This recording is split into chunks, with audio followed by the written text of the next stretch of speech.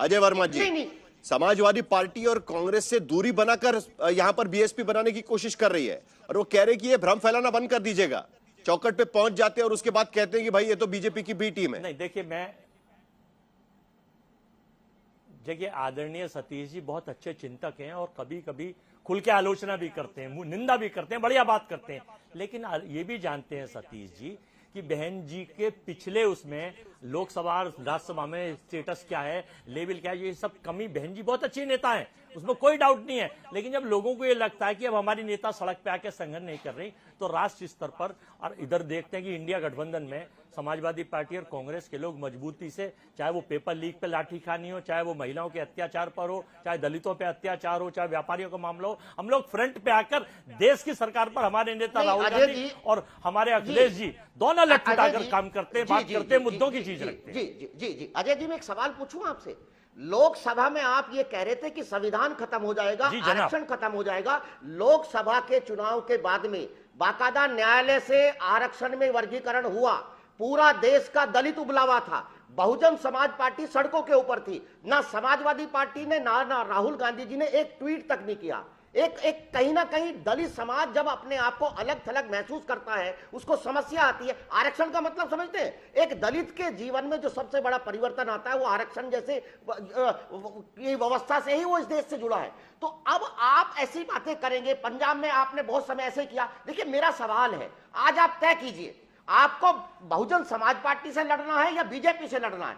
अगर आपको बहुजन समाज पार्टी को ही मतलब, कैसे भी पार्टी है बताइए आप, हम किस मुद्दों के ऊपर, सुनिए किस मुद्दों के ऊपर आप मुझे इस सवाल का जवाब दीजिए सर। मैं तमाम लोगों से सवाल पूछूंगा, आपके हर सवाल का जवाब। आप किस आधार पे कह सकते हैं कि बहुजन समाज पार्टी बीजेपी की बी टीम है? आपको मालूम है ये सब कहने से कहीं ना कहीं ये बीजेपी के नेताओं की भाषा है। ये सब कहने से उत्तर प्रदेश में पॉलिटिकल पोलराइजेशन होता है, पॉलिटिकल पोलराइजेशन के बाद में धार्मिक पोलराइजेशन होता है, धार्मिक पोलराइजेशन के बाद में बीजेपी को लाभ मिलता है। समाजवादी पार्टी, मैं बोलूं सतीश जी सुन तो लीजिए जल्दी से अजय वर्मा, उसके बाद राजेश चौधरी वहां पर मन ही मन मुस्कुरा रहे हैं। चुनाव के पहले ये हाल है तो चुनाव के वक्त क्या होगा?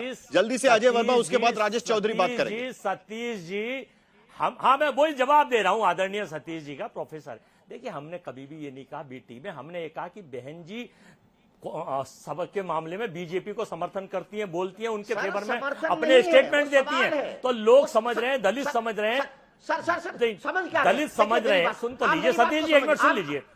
अजय जी, इस देश उसके बाद आप बोलना, मैं नहीं बोलूंगा। देश के ओबीसी और दलित ये समझ रहे हैं सर, मैं अजय जी एक सवाल पूछता हूं। इस देश के दलित और ओबीसी ये समझ रहे हैं सर, सतीश जी, इस देश के दलित और ओबीसी ये समझ रहे हैं। मेरा सवाल है, आपने जिसको बी टीम बताया, एक सवाल बताऊंगा आपको, सुन लीजिए। देखिए अजय जी, एक छोटा सा सवाल है। देखिए चले एक मिनट जरा जी, सतीश जी एक मिनट, मैं सतीश जी एक मिनट, मैं खुद ही जरा कांग्रेस सतीश जी एक सेकंड, जल्दी से क्योंकि राजेश चौधरी जी भी इंतजार कर रहे हैं। जरा सतीश जी एक सेकंड, राजेश चौधरी जी आप कैसे देखते हैं उसको? उसके बाद अनुराग भदौरिया उसका जवाब देंगे, लेकिन एक मिनट अजय जी, एक मिनट राजेश जी, आप कैसे इस पूरे मामले को देखते हैं? क्योंकि देखिए, बहुजन समाज पार्टी को एक तरफ तो कांग्रेस कहती है कि भाई वो तो आपकी बी टीम है, और ये दिखाई भी देता है कई जगह पर, मैं बी टीम तो नहीं कह रहा हूं, लेकिन लोकसभा चुनाव में 16 सीटें ऐसी है जहां पर बहुजन समाज पार्टी को जितने वोट पड़े उससे कम वोटों से इंडिया अलायंस वहां पर हारी है। और इसीलिए कहीं ना कहीं पेट में दर्द है, कहीं ना कहीं कांग्रेस को लगता है कि अगर हम मायावती को अप्रोच करेंगे, बहन जी को अप्रोच करेंगे, तो वो दलित वोट भी मिल जाए शायद हमें। देखिए साहिल जी, पूरे प्रोसेस को मैं सुन रहा था, सब लोगों के मैंने बयान बड़े गौर से सुने। इस सब चीजों में समाजवादी पार्टी की कमजोरी हमको नजर आती है। समाजवादी पार्टी जिस तरह से आज बोल रही है उत्तर प्रदेश के अंदर हम ये करेंगे वो करेंगे, वो कहीं दूर दूर तक कहीं नहीं टिकती है भारतीय जनता पार्टी के सामने। योगी जी ने जो काम किए उन कामों के सामने समाजवादी पार्टी नहीं टिक पा रही है। और जहां तक आप ये गठबंधन की बात कर रहे हैं, गठबंधन तो अभी मध्य प्रदेश में चुनाव होके चुका, कांग्रेस ने वहां समाजवादी पार्टी को सीट देने के लिए बुला लिया, पूरी रात कार्यालय के बाहर स्टूल पे बैठे रहे समाजवादी पार्टी के नेता, एक सीट दी क्या?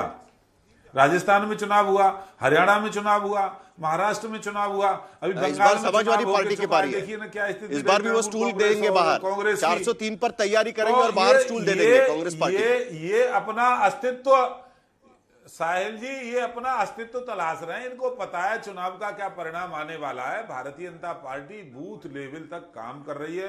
भारतीय जनता पार्टी की जो योजना है, सरकार की जो योजना है, वो जमीन पर ईमानदारी के साथ लागू हो रही है। तो इनको चुनाव में कोई मुद्दा नहीं मिल रहा है। अब क्या कर रहे हैं, एक दूसरे के घर जा रहे हैं। मायावती जी के घर चले गए, भाई टाइम लेके भी तो जा सकते थे। किसी के घर आप जाओगे तो सूचना भी नहीं दोगे घर पे हैं या नहीं है, मीटिंग ले रही है, कुछ और काम कर रही, जाकर के फोटो खिंचा के वापस चले आओगे। और कांग्रेस और समाजवादी पार्टी, कांग्रेस और बहुजन समाज पार्टी, ये सब ये जो टीवी पे बैठ करके लोग बोल रहे हैं ना, ये कोई निर्णय करने वाला नहीं है। इनसे कोई पूछेगा क्या? पार्टी की लाइन इनकी तय नहीं है। ये तो खामखा में आज तक जैसे प्रतिष्ठित चैनल का समय बर्बाद कर रहे हैं। भाई कोई लाइन आज बसपा ने तय नहीं की, कोई लाइन कांग्रेस ने तय नहीं की, कोई लाइन आज समाजवादी पार्टी ने तय नहीं की। अच्छा, कांग्रेस का तो वो हाल है। भैया सुनिए, अरे सुनिए ना भैया, मेरी बात मैं नहीं बोला ना, आपको बड़ा धैर्य से आप बताओ, आपकी पूछेंगे। आज कांग्रेस की तो उत्तर प्रदेश की विधानसभा में हालत है 2027। अरे भैया मुझे ये तय हो चुका है, मुझे सुनेंगे नहीं सुनेंगे? यदि टॉर्च लेकर के ढूंढेंगे, यदि टॉर्च लेकर के ढूंढेंगे तब समझ में आती है कि कांग्रेस का एक आध कोई विधायक उत्तर प्रदेश की विधानसभा में बैठा हुआ है। ढूंढना पड़ता है टॉर्च से। ये हैसियत है, कुछ बचा ही नहीं है। देखने नहीं है कांग्रेस का प्रदेश अध्यक्ष क्या भाषण दे रहा है, बीजेपी के क्या बयान दे रहा है देश के प्रधानमंत्री के बारे में, दुनिया के सर्वाधिक लोकप्रिय नेता के बारे में भाषा है कांग्रेस की। अनुराग भदौरिया, राहुल गांधी बोलते हैं, वही बात स्टूल रखने की बारी आपकी है। इनको बहुत गंभीरता से मध्य प्रदेश में जो स्टूल रखा था, इस बार स्टूल रखने की बारी आपकी है जी। हम मेलोडी, ठीक है राजेश चौधरी जी, हम मेलोडी टॉफी अनुराग भदौरिया, देखिए आप कमाल की, ठीक है अजय वर्मा जी, जरा समाजवादी पार्टी को जवाब देने दीजिए, वो आपको कैसे ट्रीट करने वाले हैं। अरे तुम्हारी मेलोडी लेक और रहा है। अजय वर्मा जी एक मिनट प्लीज, कहाँ है आपकी मेलोडी बांटने वाली? एक मिनट, मैं बोल नहीं अलग अलग डिस्कशन शुरू ना करें हम। भाई मेलोडी का डिस्कशन कल हो चुका है। राहुल गांधी को चुनाव अजय वर्मा जी एक मिनट प्लीज। देश के प्रधानमंत्री नरेंद्र मोदी, राजेश चौधरी, राजेश चौधरी, मैं बोल लूं, ठीक है, कौन पूछ रहा है आपको भाई? जनता ठीक है, चलिए अनुराग भदौरिया, अनुराग भदौरिया, ठीक है। देखिए आप देखिए कि भारतीय जनता पार्टी के पास मुद्दों की कंगाली कैसी है। उनके लिए समाजवादी पार्टी इतना बड़ा हुआ है कि उस स्टार्ट ही समाजवादी पार्टी से करते हैं और शब्द भी उनके चुराते हैं। स्टूल इन्हीं के मंत्री हैं, स्टूल मंत्री हैं कई इनके यहाँ। वो समाजवादी ने बताया स्टूल मंत्री कौन कौन है जो स्टूल लिए डोलते रहते हैं, और हम ही को स्टूल बता रहे हैं। सोचो हमारी बात हम पे बता रहे हैं। इनकी जिम्मेदारी बनती है कि जो महंगाई से किसान परेशान है, आम जनता परेशान है, महिलाओं पे अत्याचार है, बेरोजगारी से लोग कहरा रहे हैं, उनकी चिंता न करके ये चिंता किसकी करते हैं? विपक्ष के गठबंधन की। विपक्ष के गठबंधन की तो चिंता है, लेकिन जनता के दर्द की चिंता नहीं है। अरे भैया, हम पीडीए वाले लोग हैं, पीड़ितों के साथ खड़े होते हैं। हाथरस में दलित बेटी के साथ अन्याय हुआ तो समाजवादी खड़े हुए, विश्वकर्मा बेटी के साथ अन्याय हुआ गाजीपुर में तो समाजवादी लोग खड़े हुए, यहाँ पे ब्राह्मण जी की चोटी पे आक्रमण हुआ, उनकी चोटी पकड़ी गई, शिखा का अपमान हुआ तो समाजवादी खड़े दिखाई पड़े। विकासनगर लखनऊ के अंदर में एक दलित बच्चे को पुलिस ने उठा लिया, उसकी कस्टडी मौत हुई तो समाजवादी पार्टी खड़े हुए। समाजवादी पार्टी हर पीड़ित के साथ खड़ी है, हर पीड़ित के मदद के लिए आगे आती है, चाहे वो किसी जात और धर्म का हो। हम पीड़ित वाले लोग हैं, हम पीड़ितों के साथ खड़े होते हैं और पीड़ितों का सम्मान करना, पीड़ितों को न्याय दिलाना ही हमारी जिम्मेदारी बनती है। बीजेपी की तो है नहीं, बीजेपी की चिंता तो खाली मलूक नागर जी है, मुझे मलूक नागर जी के पास जाना है, लेकिन जरा एक छोटे से सवाल का जवाब दे दीजिएगा। ये पीडीए का फुल फॉर्म जरा फाइनल कर देते हैं हम। पिछड़ा दलित अल्पसंख्याक है या पिछड़ा दलित और अगड़ा है? जरा वो एक बार फुल फॉर्म फाइनल कर देते हैं, उसके बाद मैं नागर जी के पास चलूंगा। देखिए इसका एक ही मतलब समझिए। पीडीए का मतलब होता है जो व्यक्ति पीड़ित है समाज के अंदर में, जो भी पीड़ित होगा वो पीडीए होगा। एक लाइन में आपने पूछा, एक लाइन में मैंने बता दिया। जो व्यक्ति पीड़ित होगा, जिस समाज को पीड़ित किया जाएगा, समाजवादी पार्टी के साथ कंधे से कंधा उसको न्याय दिलाने के लिए खड़े रहेंगे। और भारतीय जनता पार्टी धन्ना सेठों के साथ खड़ी दिखाई देगी, भारतीय जनता पार्टी बड़े लोगों के साथ खड़ी दिखाई देती है, समाजवादी पार्टी जिसके साथ अन्याय होता है किसानों के साथ खड़ी दिखाई देती है, अगर महिला के साथ अन्याय होता है तो महिला के साथ उसको न्याय दिलाने की बात करती है, ब्राह्मण समाज के साथ अन्याय होता है तो ब्राह्मण समाज के साथ खड़ी होती है। जिसके साथ मलुक नागर जी, एक पीडीए तो केवल मुसलमान, ठीक है, चलिए आपने मैं पी का फुल फॉर्म क्या, डी का फुल फॉर्म क्या और ए का फुल फॉर्म क्या पूछ रहा था। आपने उसका डेफिनेशन बनाने की कोशिश की है, आपने उसका डेफिनेशन बनाने, जरा एक मिनट, जरा शांत करिए प्लीज मलुक नागर जी,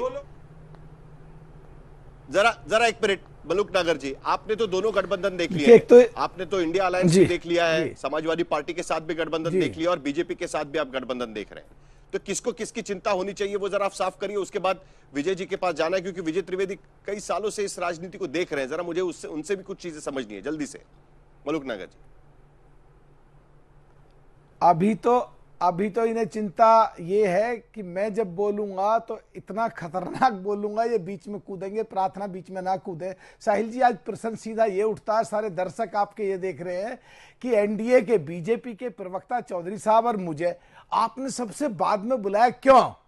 क्योंकि सो कॉल्ड इंडिया गठबंधन देश के चुनाव की तरह और देश के सारे प्रदेशों में जो चुनाव होते हैं उसकी तरह आपस में लड़ता है। देखो फिर कूद गए बीच में, ये आपस में लड़ते हैं और उसी क्रम में आज टेलीविजन पे चुनाव से पहले ही आपस में लड़ रहे हैं। और वो युद्ध देखो, साहिल जी इनको रोको प्लीज, साहिल जी रोको ना प्लीज, इसलिए अरे वो आपको उकसा रहा है, आप अपनी बात खत्म करिए, आप अपनी बात खत्म। ये तो हमारा प्रेम है, ये आपस में घर में इसीलिए ये आपस में लड़े और ये इन्होंने मैसेज दिया कि कांग्रेस का और इनका यूपी में ये आपस में इकट्ठे होकर लड़ नहीं सकते। और अखिलेश जी ने देखा कि राहुल गांधी जी देश के प्रधानमंत्री को गद्दार कह रहे हैं, तो इनसे दूरी बनाओ, नहीं तो ये खुद तो मरेंगे ही, अपने आप भी मरेंगे और इनको भी मरवाएंगे। और 2004 से लेकर जनता की कर रहे हैं भाई, 2004 से लेकर 2014 तक ऐसे अधिक संपत्ति के मलुक नागर जी,